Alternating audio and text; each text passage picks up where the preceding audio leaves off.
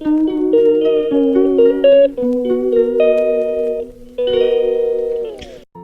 Hi friends, എല്ലാവരും സുഖമായിട്ടിരിക്കുന്നല്ലോ.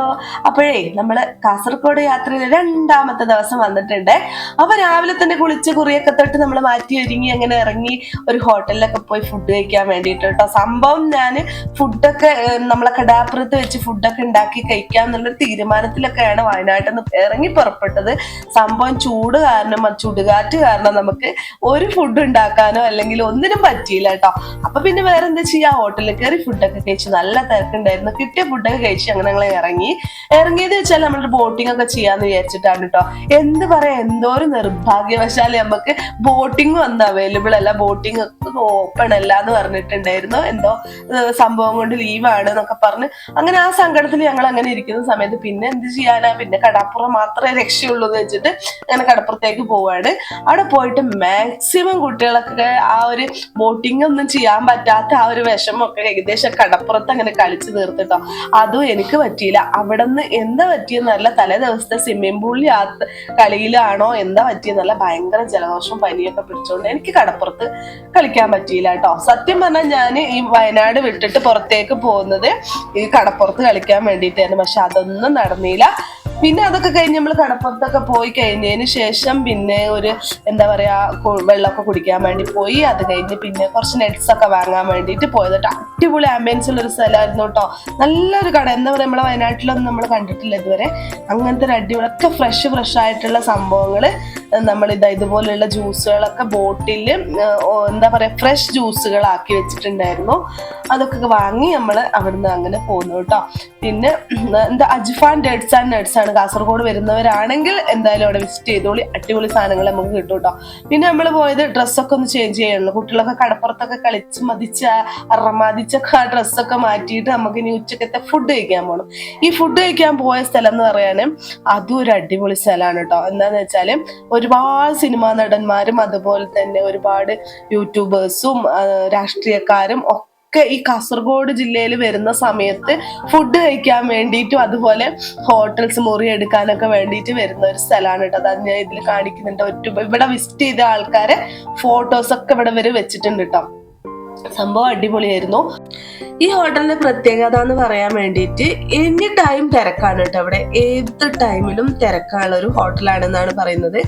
നമ്മൾ ഈ ഫുഡിന്റെ ടൈം ആകുന്ന സമയത്ത് എത്ര പെട്ടെന്ന് ആളുകൾ ഫുള്ളാവുന്നത് നമുക്ക് പറയാൻ പറ്റുന്നില്ല. ഓർഡർ ചെയ്തിട്ടോ കാര്യങ്ങളോ ഒന്നുമല്ല, ആ ഒരു ടൈമിൽ ആളുകൾ പെട്ടെന്ന് ഹോട്ടലിലേക്ക് വന്നിട്ട് നമ്മൾ പെട്ടെന്ന് വിചാരിക്കും എന്താ ഇത്ര പെട്ടെന്ന് ആളുകൾ നിറഞ്ഞേന്ന് വിചാരിക്കും. അങ്ങനെ ഒരു സംഭവമാണ് കേട്ടോ. അങ്ങനെ ഒരു പ്രത്യേകത ഉണ്ട് ഹോട്ടലിന്.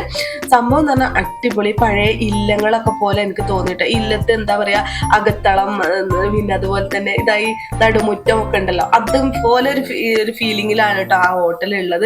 സംഭവം കാണാൻ മണിച്ചിർത്തായിലെ ആ ഒരു വീടുണ്ടല്ലോ, അതിന്റെ ഒരു പ്രതിനിധിയാണ് എനിക്ക് തോന്നിയത് കേട്ടോ. സംഭവം പറഞ്ഞാല് സംഭവം എല്ലാം കാണാൻ നല്ല ലുക്കുള്ള ഒരു ഹോട്ടലാണ്. അങ്ങനെ നമ്മൾ കുറച്ചു നേരം അതൊക്കെ ഒന്ന് കണ്ട് ആസ്വദിച്ചതിന് ശേഷമാണ് കേട്ടോ കയറി. അപ്പോൾ തന്നെ ഏകദേശം ആൾക്കാർ അതിൽ ഫില്ലായിട്ടുണ്ടായിരുന്നു. പിന്നെ കുറച്ചു നേരം വെയിറ്റ് ചെയ്തതിന് ശേഷം ഫുഡൊക്കെ ഓർഡർ ചെയ്ത് കുറച്ചു നേരം വെയിറ്റ് ചെയ്തു കേട്ടോ. ഫുഡ് ഓർഡർ ചെയ്തതെന്ന് പറയാൻ അൽഫാമും അതുപോലെ തന്നെ മന്തിയും പിന്നെ കൂന്തള് അങ്ങനെയുള്ള സ്പെഷ്യൽ ഐറ്റംസ് ഒക്കെ നമ്മൾ ഓർഡർ ചെയ്തു. നമ്മൾ ഓരോ നാട്ടിൽ ചെന്നാലും ഓരോ നാട്ടിലെ ഭക്ഷണ രീതികളൊക്കെ നമ്മൾ ടേസ്റ്റ് ചെയ്യണമല്ലോ. ഒരു നാട്ടിൽ ചെന്നാലുള്ള അൽഫാമും മന്തിയും അതുപോലെ ഷവായന്റെ ടേസ്റ്റ് ആയിരിക്കൂല മറ്റൊരു നാട്ടിൽ പോകും അല്ലേ. അങ്ങനെയുള്ള സംഭവങ്ങളൊക്കെ അങ്ങനെ കുറച്ച് വാങ്ങി നമ്മൾ ടേസ്റ്റ് ചെയ്തു. അതുപോലെ തന്നെ ഫ്രൈഡ് റൈസും കാര്യങ്ങളൊക്കെ വേറെ വെറൈറ്റി ടേസ്റ്റ് ആയിരുന്നു കേട്ടോ. അത് കഴിഞ്ഞ് നമ്മൾ പുറത്തിറങ്ങിയ സമയത്ത് നമ്മളെ ബാജീന്റെ ഫോണ് മറന്നു വെച്ചിട്ടുണ്ടായിരുന്നു. അത് അവർ കൊടുത്തു കേട്ടോ. അങ്ങനെ അതൊക്കെ കഴിഞ്ഞ് നമ്മൾ ഇങ്ങനെ കുറച്ചു നേരം അവിടെയൊക്കെ നിന്ന് ഈ 2 വർഷം മുന്നേ വന്ന സമയത്തെ ഈ മുറ്റത്ത് കാണുന്ന മാവ് മരത്തില് നമ്മൾ ചെറിയൊരു മാവും തൈ ആയിരുന്നു കേട്ടോ. ഇപ്പൊ അതില് ഏകദേശം ഫുള്ളായിട്ട് മാങ്ങ ഇട്ടിട്ടുണ്ടായിരുന്നു. CCTV വെച്ചിട്ടുള്ള ആ മാങ്ങ മരത്തിന്റെ മുകളിൽ നമ്മൾ അല്ല് കയറിയിട്ട് 2 മാങ്ങയും പറിച്ചിട്ടുണ്ടായിരുന്നു കേട്ടോ. സംഭവം ഞങ്ങൾ ആകെ പേടിച്ചു പോയിട്ടുണ്ടായിരുന്നു. മോശമല്ലേ അങ്ങനെ ചോദിക്കാണ്ട് പറിക്കുന്നതെന്നൊക്കെ വിചാരിച്ചിട്ട്. പക്ഷെ അവരോട് ചോദിച്ചപ്പോൾ കുഴപ്പമൊന്നുമില്ല എന്ന് പറഞ്ഞിട്ടോ. പിന്നെ എന്ന് പറഞ്ഞാൽ വയറ് നിറച്ച് ഫുഡ് കഴിച്ചിട്ട് തളർന്നിരിക്കുന്ന സമയത്ത് ഉറങ്ങാതെ എക്സസൈസ് ചെയ്യാൻ വേണ്ടിയിട്ടുള്ള എക്സസൈസ് ചെയ്യുന്ന സംഭവങ്ങളൊക്കെ അവിടെ ഉണ്ടായിരുന്നു കേട്ടോ. നമ്മളെ ചെക്കന്മാരൊക്കെ കയറി അതിന്റെ മുകളിൽ മാക്സിമം എക്സസൈസ് ഒക്കെ ചെയ്യുന്നുണ്ടായിരുന്നു. അതൊക്കെ കഴിഞ്ഞിട്ട് നമ്മൾ പുറത്തിറങ്ങിയിട്ടുണ്ടായിരുന്നു കേട്ടോ. സംഭവം എന്താ പറയാ, നല്ലൊരു പ്രത്യേകത, നല്ല പാർക്കിംഗ് സൗകര്യങ്ങളൊക്കെ ഉള്ള ഒരു ഹോട്ടലാണ് കേട്ടോ. എന്തായാലും കാസർഗോഡ് വരുന്നവർ ഇവിടേക്ക് ഒന്ന് വിസിറ്റ് ചെയ്ത് പോയിക്കോളി കേട്ടോ. സംഭവം അടിപൊളിയാണ്, കാണാനും ലുക്കുണ്ട്, ഭക്ഷണം ടേസ്റ്റ് ഉണ്ട് കേട്ടോ. അങ്ങനെ ഫുഡ് അടിയും കാര്യങ്ങളൊക്കെ കഴിഞ്ഞ് അങ്ങനെ ഇനി അങ്ങോട്ട് പോകുന്നുള്ള തീരുമാനത്തിൽ ഇങ്ങനെ നിൽക്കുന്ന സമയത്ത് എല്ലാവരും പറഞ്ഞു ബേക്കൽ കോട്ടയിലേക്ക് പോകാന്ന് കേട്ടോ. സംഭവം ബേക്കൽ കോട്ട നമ്മൾ ഒരുപാട് പ്രാവശ്യം പോയതാണെങ്കിൽ കൂടി അത് കാണാനൊരു പ്രത്യേക രസമാണ് കേട്ടോ. നമുക്ക് പഴയ സിനിമയിലെ ആ ഒരു ഷൂട്ടിംഗ് ലൊക്കേഷനൊക്കെ കാണുന്ന സമയത്ത് നല്ലൊരു ഭംഗിയാണ് കേട്ടോ അവിടെ കാണാൻ വേണ്ടിയിട്ട്. അപ്പൊ നമ്മൾ എന്ത് പറഞ്ഞു, അവിടേക്ക് പോകണ്ട, ഇപ്പൊ നമുക്ക് വീട്ടിൽ പോയതിന് ശേഷം ഐക്കൽ കടപ്പുറത്തേക്ക് പോവാന്ന് പറഞ്ഞു കേട്ടോ. അങ്ങനെ വാജീന്റെ വീട്ടിലേക്ക് പോയി അവിടുന്ന് ചായയൊക്കെ കുടിച്ചു, ഈപ്പയൊക്കെ ഉണ്ടായിരുന്നു കേട്ടോ. നമ്മൾ വീഡിയോയിൽ കൂടുതൽ ഉൾപ്പെടുത്തിയിട്ടില്ല, കാരണം എല്ലാവർക്കും അങ്ങനെ ഇഷ്ടപ്പെടുമെന്ന് അറിയാത്തതുകൊണ്ട് നമ്മൾ ഉൾപ്പെടുത്തിയിട്ടുണ്ടായിരുന്നില്ല കേട്ടോ. അപ്പൊ അതൊക്കെ കഴിഞ്ഞ് അവിടെ ചായ കുടിയും കാര്യങ്ങളൊക്കെ കഴിഞ്ഞ് ഏകദേശം വൈകുന്നേരത്തെ ചായ കുടിക്കാണ് കേട്ടോ നമ്മൾ അവിടെ എത്തിയത്. അതൊക്കെ കഴിഞ്ഞ ശേഷം നമ്മൾ ഐക്കൽ കടപ്പുറത്തേക്ക് പോവാണ് കേട്ടോ. സംഭവം എന്ന് പറഞ്ഞാൽ ഈ ഒരു വീടുകളൊക്കെ നിൽക്കുന്നത് ചുറ്റിലും കടലാണ് കേട്ടോ. ഈ വീടിന്റെ ഒക്കെ എന്താ പറയുക, ഒരു ദ്വീപ് പോലെയാണ് ഉള്ളത്. കുറച്ച് ഭാഗം നടുഭാഗം മൊത്തം ഇതുപോലെ റോഡും വീടും കാര്യങ്ങളും ഒക്കെ ആയിട്ടുള്ള ഒരു സ്ഥലം, പക്ഷെ ചുറ്റുപാടും കടലാണ് കേട്ടോ. നമുക്ക് വീഡിയോയിൽ കാണിക്കാൻ പറ്റുന്നില്ല, കാരണം അത്രയല്ലേ നമുക്ക് കാണിക്കാൻ പറ്റുള്ളൂ. ചുറ്റുപാടും ഇങ്ങനെ കടലാണ് കേട്ടോ. സംഭവം എന്ന് പറഞ്ഞാൽ നമ്മുടെ നാട്ടിൽ ഇല്ലാത്തതും ഇവരെ നാട്ടിലുള്ളതും ഒന്നാണ് കടലില്ലേ. അപ്പൊ കടല് ഭയങ്കര ഇഷ്ടമാണ് കേട്ടോ. നമ്മൾ എപ്പോഴാ പോയാലും കടല് ആസ്വദിക്കാണ്ട് പോവാത്തൊരു ദിവസം ഇല്ല കേട്ടോ. അങ്ങനെ പോയ സമയത്ത് പാർക്കിംഗ് സ്ഥലങ്ങളൊന്നും കിട്ടിയില്ല നമുക്ക്. അതുകൊണ്ട് ഒരു പോലീസുകാരനോട് മാക്സിമം നമ്മളെ സോപ്പിട്ടതിന് ശേഷം അവിടെ കൊണ്ട് അവർ പോലീസ് സ്റ്റേഷന്റെ മുന്നിൽ വെച്ചോളാൻ പറഞ്ഞു. വയനാട്ടിൽ നിന്ന് വരിക എന്ന് പറഞ്ഞപ്പോൾ നമുക്ക് കുറച്ചുകൂടി ഒരു ഇതുണ്ടായിരുന്നു കേട്ടോ. അപ്പൊ അവരോട് വെച്ചോളാൻ പറഞ്ഞു. അങ്ങനെ നമ്മളെ കടപ്പുറം കാണാൻ വേണ്ടി പോവാണ് കേട്ടോ. ഇവിടെ സാധാരണ സമയങ്ങളിലൊന്നും ഒരാള് പോലും തിരക്കോ ഒന്നും ഉണ്ടാവലില്ല എന്നാണ് വാജി പറഞ്ഞത്. പക്ഷെങ്കിൽ ഇന്ന് ഈ സ്കൂൾ അടച്ച സമയവും കാര്യങ്ങളൊക്കെ ആയതുകൊണ്ട് ഒരുപാട് സ്ഥലത്തു നിന്ന് ആൾക്കാർ വന്നിട്ട് ആ കടപ്പുറം ഏകദേശം നിറഞ്ഞിട്ടുണ്ടായിരുന്നു കേട്ടോ. അതുകൊണ്ട് നമ്മൾ അവിടെ ഒന്നും പിന്നെ കൂടുതൽ കളിക്കാനൊന്നും പോയില്ല, കണ്ട് ആസ്വദിച്ചു കേട്ടോ. നല്ലൊരു എന്താ പറയുക പ്രത്യേകതരം ഒരു കടപ്പുറമായിരുന്നു. കെട്ടി വീഡിയോയിൽ കൂടുതൽ എനിക്ക് എടുക്കാൻ പറ്റിയിട്ടില്ല, കാരണം ആ സമയം കൊണ്ട് തന്നെ എനിക്ക് പനി വന്നതിന് കാരണം ഞാൻ വീഡിയോ അധികം എടുക്കാൻ നിന്നിട്ടുണ്ടായിരുന്നില്ല കേട്ടോ.